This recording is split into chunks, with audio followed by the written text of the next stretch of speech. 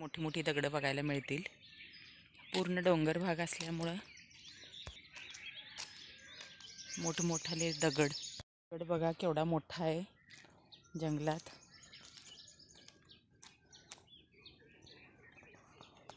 हे आपण असे त्या ह्याच्यात बघितलेले आहेत. आपण वानर सेना ज्या वेळेला रामासाठी सेतू बनवते त्यावेळेस त्याची आठवण झाली मला.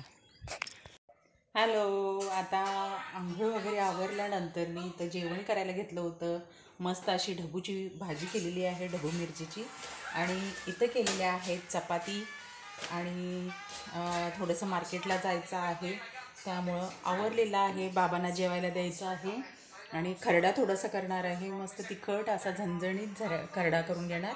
आणि चला आता ही छोटीशी चपाती मी लाटून घेतलेली आहे आणि ही आता टाकते.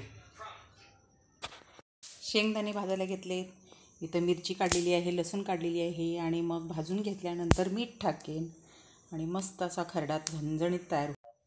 मेरा कर्मा तू मेरा धर्मा तू.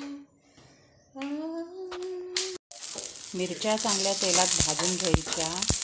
तेल भरपूर टाकलेलं आहे कारण मिरची चांगली भाजली गेली पाहिजे म्हणून.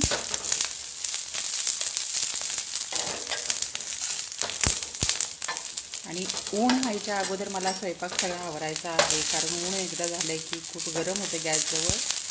आणि इथं तर शेतात म्हटल्यावर खूप ऊन येते. पटपट आवरून घेते. बाहेर किती ऊन आहे बघा, बापरे काढायचं. समोर कुठलं तर गाव आहे. धुवून फ्रेश वापरायचं चालू आहे. होय, एकदम स्वच्छ धुवून काढाल्यात. हां हां हां.